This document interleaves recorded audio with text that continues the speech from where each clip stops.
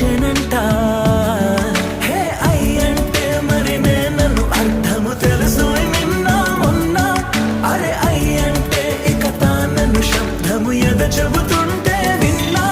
అయ్యో నాకెదురై ఐరావతమే నేలకి పంపిన తెలికలువై తను విచ్చెనంట.